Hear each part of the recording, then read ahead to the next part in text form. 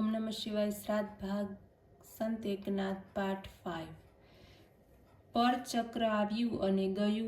ગુરુદેવને તેની ખબર જ ન પડી। હંમેશ પ્રમાણે તે જ્યારે સમાધિમાંથી ઉઠી પાછા આવ્યા ત્યારે પરાક્રમના બદલામાં શાહી નજરાણા લઈ બાદશાહના માણસો સ્વામીની રાહ જોતા ઊભા હતા। સ્વામીને જોતા જ દેવગિરી દુર્ગાધીશ પતિનો જય હો, દેવગિરી દુર્ગાધિપતિનો જય હો એવો ઘોષ સંભળાયો। સ્વામીએ પૂછ્યું, એકનાથ, આજે આ શું ચાલે છે? બાદશાહ તરફથી આપના માટે નજરાણું આવ્યું છે। શા માટે? આપના પરાક્રમ માટે। મારું કયું પરાક્રમ આજે બાદશાહને દેખાયું? પરચક્ર આવ્યું હતું તે પાછું ઠેલ્યું। કયું પરચક્ર? શત્રુઓનું। કોણે ભગાડ્યું તે? નિમિત્ત માત્ર હું ઊભો રહ્યો ગુરુદેવ, પણ શક્તિ તમારી, સ્ફૂર્તિ તમારી, પરાક્રમ તમારું, નહીં તો શક્ય ન થાત મહારાજ। શાબાશ બેટા શાબાશ, હવે મને બધું સમજાઈ ગયું। કોણે કહ્યું? કોણ? લોકોએ। વળી માણસે એમ જ જીવવું જોઈએ, કરવું ઘણું પણ બોલવું થોડું। તમારા જેવું પીઠબળ હોય પછી પ્રભુ જ બધું સંભાળી લે છે। ચાલ, જનાર્દન પંતને સહજમાં જીવનનું કૌશલ્ય બતાવી દીધું। જેવા ગુરુ તેવો શિષ્ય। વ્યવહાર કુશળ, ચતુર, શૂર, જ્ઞાની, ભક્ત, સ્થિત પ્રજ્ઞ જનાર્દન સ્વામીના સહવાસમાં રહી એકનાથ કૃતકૃત્ય થયો। સામાન્ય રીતે આવા અધિકારી ગુરુ મળવા મુશ્કેલ છે, પરંતુ તે કદાચ મળે પણ ખરા, પણ અધિકારી શિષ્ય મળવો અતિ કઠણ છે। જનાર્દન સ્વામી અને એકનાથની જોડી અધિકારી ગુરુ શિષ્યની જોડી હતી। એકનાથે ગુરુ સેવામાં દેવગિરી ઉપર 6 ચોમાસા વિતાવ્યા। તેનું દેહાભિમાન ઓગળી ગયું હતું। ચિત્ત ગંગાજળ જેવું નિર્મળ થયું હતું। દેહ ઉપર દૈવી તેજ ચમકતું હતું। આ પ્રમાણે ગુરુ સેવાથી તેની ચિત્ત બુદ્ધિ તથા ગુરુ પ્રસાદ માટે તે યોગ્ય થયો। ગઢની પછવાડે જનાર્દન સ્વામીનું એક એકાંત સ્થાન હતું। તે જગ્યાએ સહસ્ત્રલિંગ નામનું એક સુંદર સરોવર હતું। એકાદ રળિયું ખળિયું હરણ તે જગાએ પાણી પીવા આવતું। પગદંડીની ધડ ઉપર ક્યારેક મોરના પગલા દેખાતા। સરોવરના કમળોની સુગંધ આખા જંગલમાં પ્રસરતી હતી। ડુંગરના કોતરો, વનવૃક્ષોની છાયા, પક્ષીઓના કિલકિલાટ અને ફળફારને લીધે નમ્ર થયેલા વૃક્ષોવાળું તે રમણીય સ્થાન સમાધિના અભ્યાસ માટે યોગ્ય હતું। જનાર્દન પંતની પરવાનગી સિવાય ત્યાં કોઈ જઈ શકતું નહીં। દરરોજ ત્યાં આવીને સ્વામીની એકાદ 2 કલાક સમાધિ સુખ ભોગવતા આજે એકનાથની સાથે તે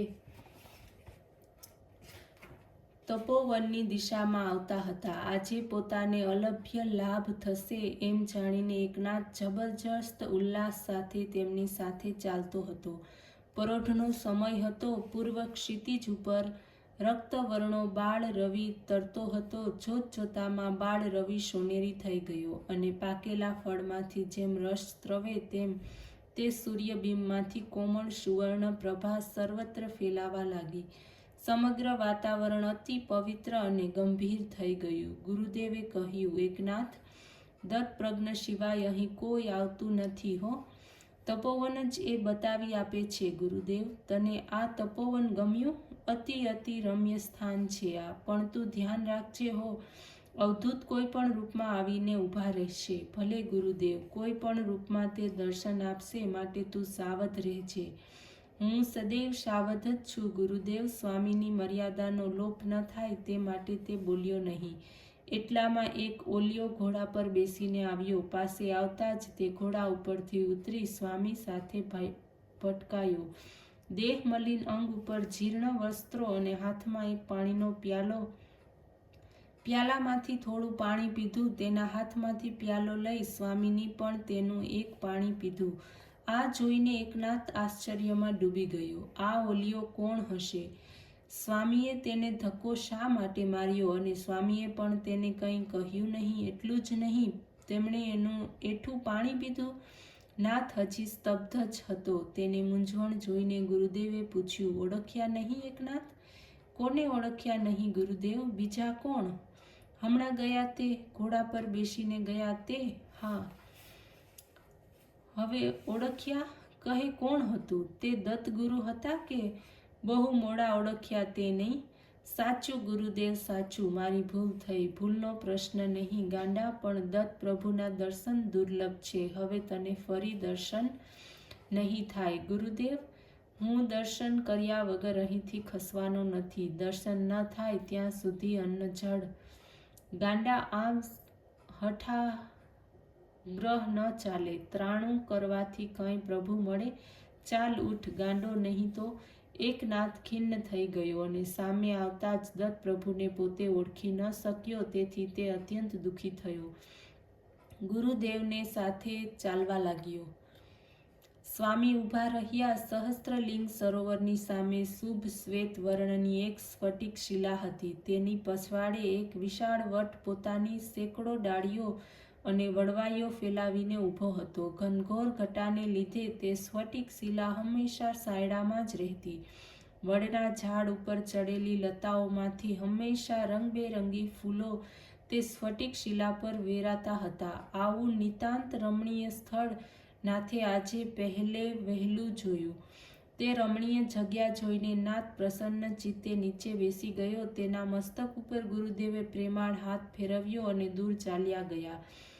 તલ્લીનતામાં જ એકનાથને ભાવ સમાધિ લાગી ગઈ. મન ચક્ષુ ખોલ્યા તો સ્ફટિક શિલા ઉપર તેણે દત્તાત્રેયની તેજોમય મૂર્તિ જોઈ.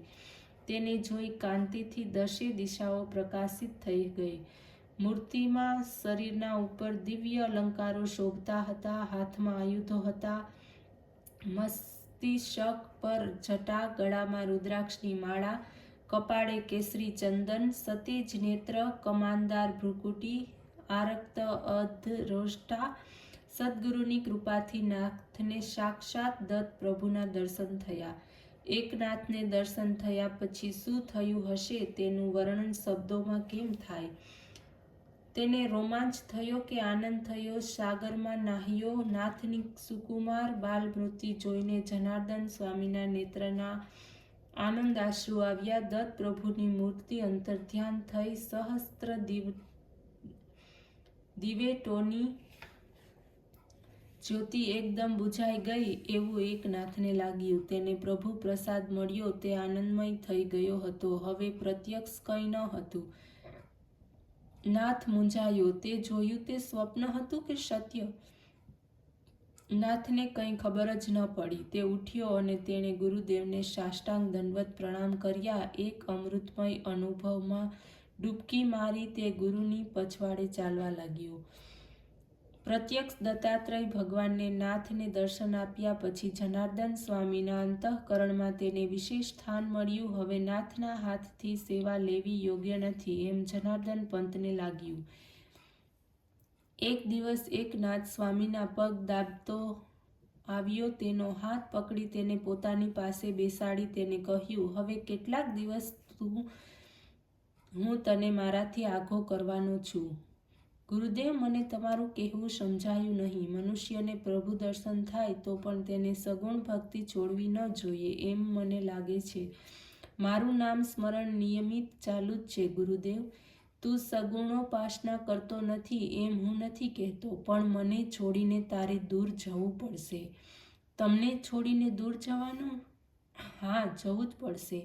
પ્રેમ હોવા છતાં શું માતા પોતાના બાળકને દૂર નથી કરતી?